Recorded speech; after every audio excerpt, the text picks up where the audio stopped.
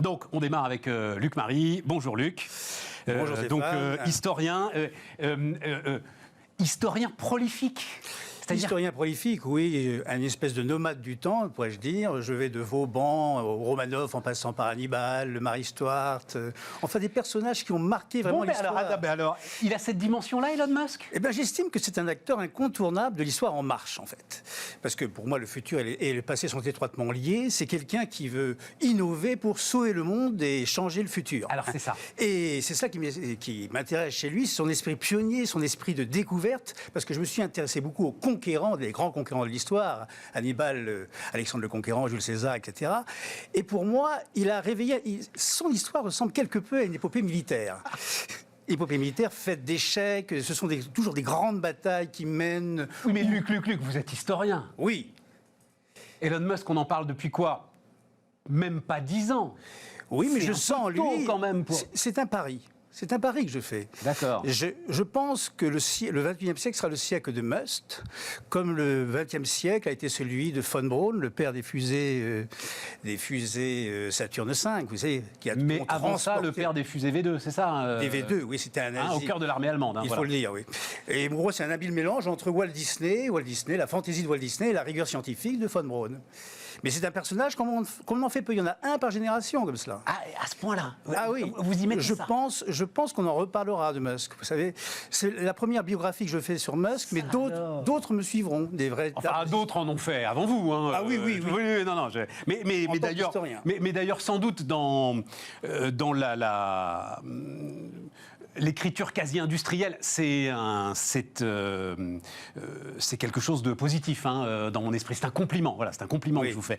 Dans la façon quasi-industrielle que vous avez d'écrire, je pense que vous devez forcément vous appuyer sur des sources secondaires. C'est pas possible d'écrire à cette vitesse-là et d'être vraiment au contact de la source directe de ce sur quoi vous écrivez. Il est difficile, parce que c'est un esprit.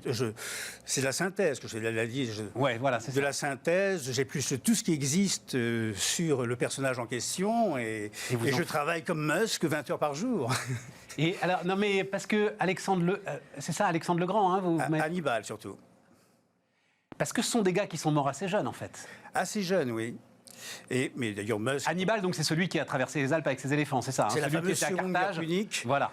Seconde Guerre punique, où il a menacé Rome sans pouvoir s'emparer de Rome. Enfin, c'est l'histoire d'un échec final, tout compte fait. Donc il est à Carthage, il arrive quand même, enfin donc en Tunisie, il arrive quand même sur le continent. Voilà, il traverse les Alpes. C'est quoi ? C'est cette espèce de capacité à faire un pari. Hannibal traverse les Alpes avec ses éléphants. Voilà, on disait que c'était impossible, il l'a fait. Ouais, voilà, il a voulu surprendre Rome. Là, quelque part, alors Elon Musk, il veut surprendre la NASA. Maintenant, il devient un partenaire, c'est un prestataire de service de la NASA. Et pour moi, l'une des dates qu'on retiendra, c'est le 30 mai 2020. Le 30 mai 2020... Vous vous rendez-vous compte, il y avait 500 000 Américains massés tout autour de Cap Kennedy pour assister à un lancement banal, entre guillemets, ultra banal, vers l'ISS, la Station Spatiale Internationale, qui est située seulement à 400 km, c'est-à-dire autant de monde que pour assister à l'épopée lunaire des fusées Saturne V. Et on s'est demandé pourquoi. Pourquoi c'était Elon Musk ? Parce qu'il a rénové, il a réveillé le rêve spatial, il a mis l'homme, il a conquis, excuse-moi. Luc, enfin. Il a conquis les âmes et les cœurs avant de vouloir conquérir l'espace. C'est-à-dire que pour lui, il faut parler aux enfants. Les astronautes étaient habillés comme des gens sortis d'une bande dessinée. Un peu too much, j'ai trouvé moi-même. Le design des bottes, j'ai trouvé moyen quand même. C'est vrai. Bon, un peu Star Au moins, on en parle. Ah ben c'est clair. Le principal, c'est qu'on en parle. La conquête spatiale est réveillée. Alors, je veux parler sur un truc. Alors, on va voir. J'espère qu'on va pouvoir voir un tweet. Alors, qu'a fait Elon Musk d'ailleurs il y a à peine 3 jours. Voilà. Donc, toute sa démarche, c'est celle-là. Voilà. Alors, je le lis pour ceux qui nous écoutent à la radio ou en podcast. Faisons de l'humanité, des humains, une espèce multiplanétaire. C'est ça son idée de base. Pour lui, alors je reprends le mot d'un astronome soviétique, Chopovski, qui disait « L'humanité naît dans un berceau, on ne peut pas vivre éternellement dans un berceau. La Terre, le berceau de l'humanité, on ne peut pas vivre éternellement dans un berceau. » Mais pour Musk, pour sauver le monde, il faut changer de planète. Ou plutôt, non pas changer de planète, mais acquérir une nouvelle planète, transformer Mars en une seconde Terre. Et Mars n'est qu'une étape. parce que la véritable ambition de Musk, c'est d'explorer l'ensemble du système solaire. Alors restons déjà sur Mars. C'est dans votre bouquin que j'ai appris que la superficie de Mars, c'était en fait la Terre sans les océans? C'est cela. Mars est 2 fois plus petit que la Terre, et si vous regardez, tous les continents terrestres, c'est à peu près la surface de Mars. Ouais, c'est ça. Bon alors, vous dites prestataire de service de la NASA. Oui, effectivement, parce que moi, quand vous disiez une année et une date importante, je pensais que vous alliez me citer 2008, où vous racontez très très bien qu'il est foutu. Il est au bord du gouffre. C'est fini. Mais en 2008, ça finit comme par une réussite. Après 3 ans d'échecs consécutifs, parce que il est sur un atoll perdu dans les îles Marshall, là, près de l'équateur. Il y a eu 3 essais de la Falcon 1 en l'espace de 3 ans. Ça a explosé au bout de 2 minutes, plusieurs millions de dollars. Gâchés en l'espace de 2 minutes. Et le 4e vol, le 28 septembre 2008, réussit. Mais il est fauché. Il réussit, mais il est fauché. Alors, parce qu'on va gagner du temps, il a fait fortune grâce à PayPal, avec son meilleur ennemi Peter Thiel. Voilà. On ira plus loin, il y aura des règlements de compte. C'est avec ça qu'il a fondé SpaceX. Il s'est fait virer de PayPal, mais en même temps, ça lui a donné la fortune pour démarrer. Alors la NASA, il va répondre à un appel d'offres de la NASA pour ravitailler l'ISS. On demande à Lockheed, aussi à Boeing. C'est ça, il y a tous les historiques quand même de la conquête spatiale qui sont là. Il va remporter le marché. Et c'est ça. Et c'est ça qui va le sauver. Donc la NASA l'a sauvé, il sauve la NASA. C'est ça l'Amérique. Eh oui. Imaginons un seul instant l'Agence spatiale européenne donner un marché de cette importance à une start-up. Mais à la même époque, l'ESA se fichait éperdument de Musk, n'y croyait pas. Il disait que c'était un fou furieux. Ah mais évidemment. Un mégalo. Ah mais évidemment. Mais non, c'est un rêveur réaliste. Il y a Éléonore d'Aquitaine. Non, pas Éléonore. Éléonore d'Aquitaine. Aliénor d'Aquitaine. Aliénor, non. Éléonore Roosevelt. D'accord. À force de naviguer entre les siècles. Ouais. Ça se télescope. J'aurais bien aimé qu'on parle d'Aliénor d'Aquitaine. Roosevelt disait le futur appartient à ceux qui croient en leurs rêves.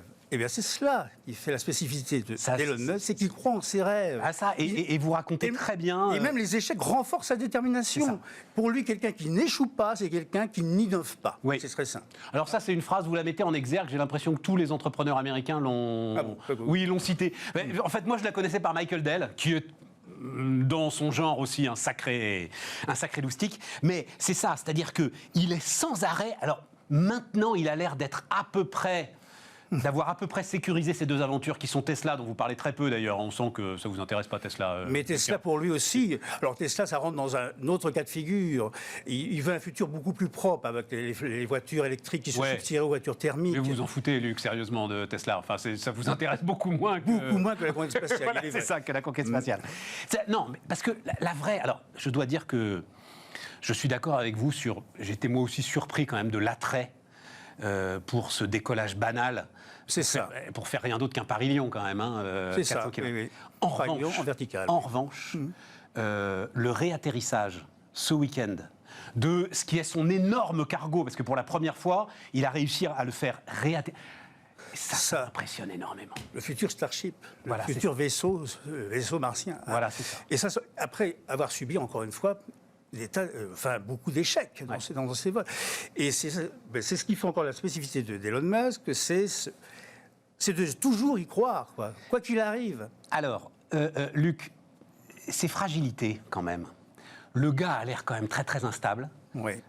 Vous racontez un peu sa vie personnelle. Sa vie personnelle, certes, mais sa vie personnelle, ça passe au second plan. Non, ben... Certes. Bon, il a eu 4 femmes, 7 enfants. Bon, le dernier... Il se divorce, il réépouse la même, il divorce, il réépouse la même, etc. Et tout. Enfin, faut suivre, hein. Faut suivre.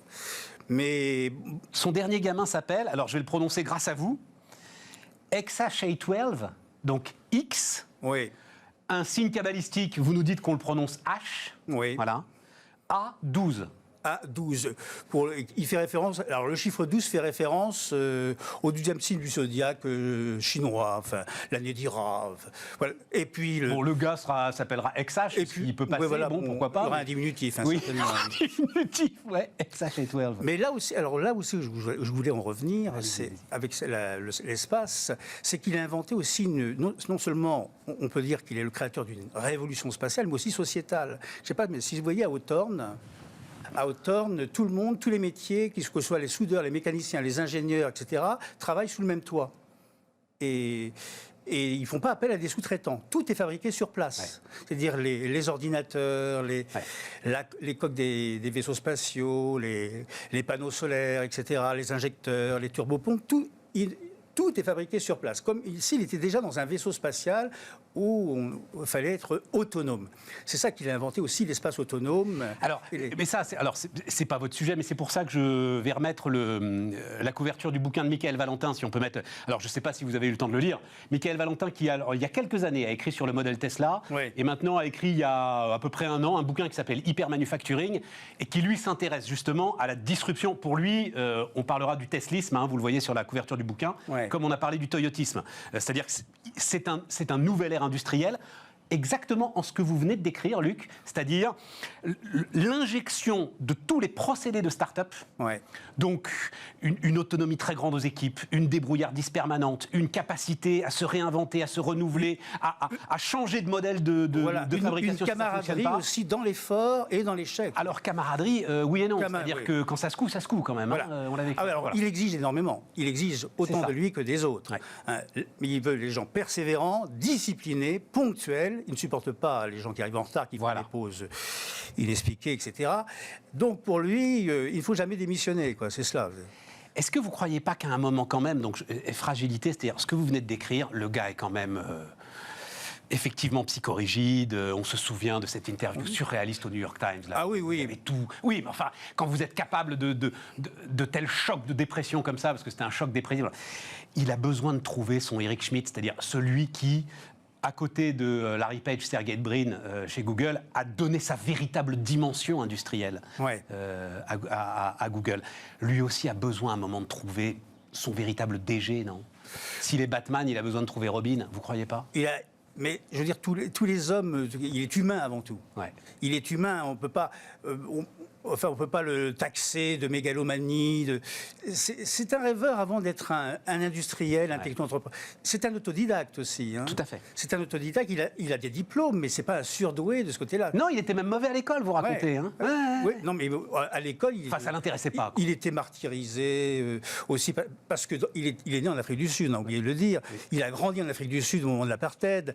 Il était le souffre-douleur de ses camarades parce que déjà à l'époque, il parlait des énergies renouvelables, etc., dans un pays qui privilégie l'espace minier, etc. Il est d'abord parti au Canada. Alors vous dites pour échapper à la conscription. C'est ça, pour échapper au service militaire. Pour échapper au service militaire. Il a fait des petits métiers au départ. Il a même été nettoyeur d'une chaudière dans une scierie à raison de $18 l'heure. Donc 4 mois, je crois. Il a tenu. Il a tenu le choc 4 mois. Et vous dites, ça a été très très riche pour lui de leçons aussi à retenir. Voilà, donc ces mois d'incertitude ont renforcé sa détermination Et un dernier mot, rôle très très important de son frère, vous insistez beaucoup. Kimball, avec qui il a fondé sa première société, Zip2, une espèce d'annuaire téléphonique en ligne. Et ensuite, PayPal, son frère l'a accompagné les 10 premières années de sa vie. C'est marrant parce que vous savez, ce truc-là, Kimball, l'annuaire téléphonique en ligne, je me suis dit, donc j'avais noté le 95. En 95.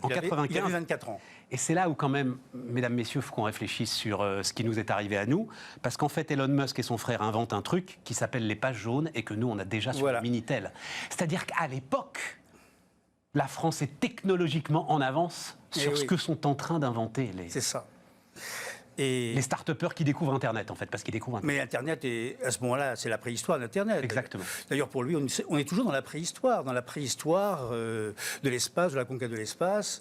Mais ce qu'il veut pour l'avenir aussi, alors son grand dada, c'est de réconcilier le respect de l'environnement avec la technologie.